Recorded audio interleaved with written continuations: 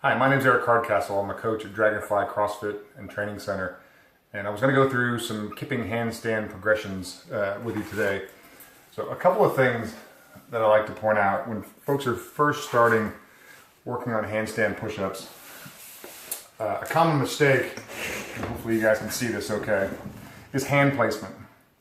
And so if I start out with the wall behind me, most folks start out, their hands, are probably anywhere from 6 to 12 inches away from the wall. And so their head is here. They're in kind of this overhead press position. And so if I put my hands directly over my head through the archways, right, I start off with my hands out here. And while doing strict handstand push-ups, this isn't so bad, right? If I have the shoulder strength, the arm strength to get myself into that push-up position, it's not too bad. The problem with this is as I start to bring my legs down, right? So if my feet are up against the wall here, when I do a kipping handstand progression, I need to bring my feet out in front and down, and I'll demonstrate what this looks like in just a little bit. So I'm essentially taking my center of gravity, which starts out here, and I'm moving it out here to where my knees and my feet are. With my hands next to my ears, I'm not quite getting the balance and the stability that I need. And so the first thing that I recommend is we need to triangulate along that same wall. My head still, again, fairly close to the wall. Right? I recommend using an ab mat or two when you're initially starting out with this. But we need to make sure that our hands are out in front. And so I want to be able to see, right, with my eyes, both of my hands at all times. And you can work on hand placement, whatever you feel comfortable with. But I like to have a nice, wide base, slightly wider than shoulder width apart, and about 12 to 18 inches away from the wall.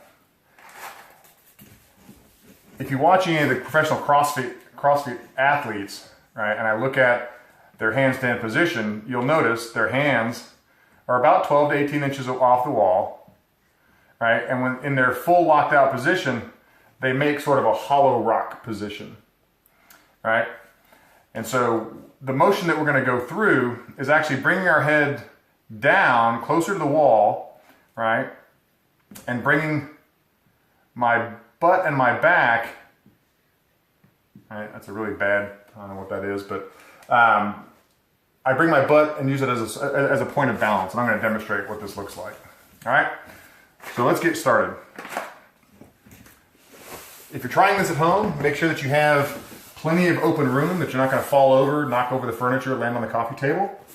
So a couple of things that we start off with when we're doing handstand progressions. The first is getting our balance and being comfortable sitting on our head. Because when you're doing handstand push-ups, you're going to be spending a lot of time upside down. And if you don't have good balance and control, you'll never get kipping push-ups.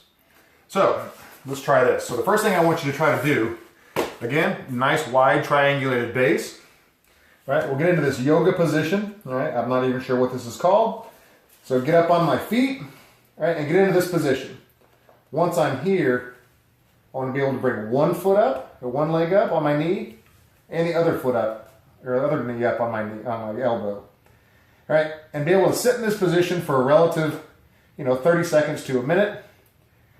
And as I progress through this, I get comfortable being on my head. I can start to move one leg up, and the other leg up, working towards bringing both legs up. So once I can comfortably get my legs up and down, right, from that upside down position, we can start working on doing it up against the wall.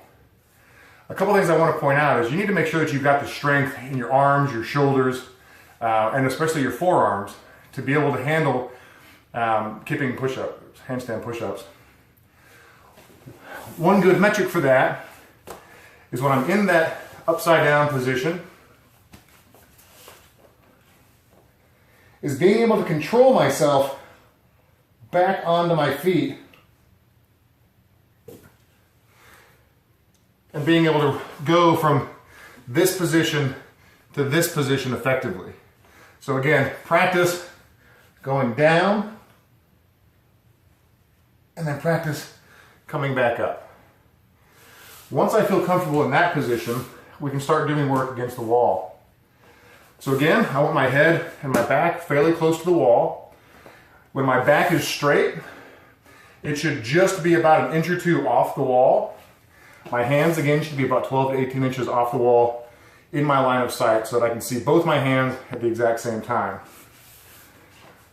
So if we get into this position again, get my hands in the right spot, put the mat in the right place, get up into this position. I want to start practicing just getting myself up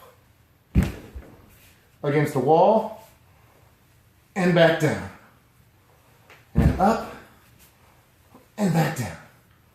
And once I can get this effectively, and I can get 10 or 12 reps, I can work on starting to kip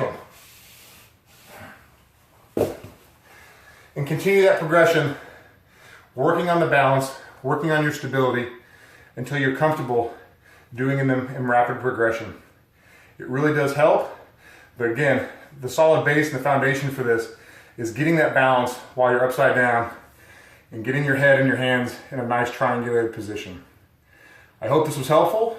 Hopefully I'll be able to do some more of these in more detail. Thanks for watching.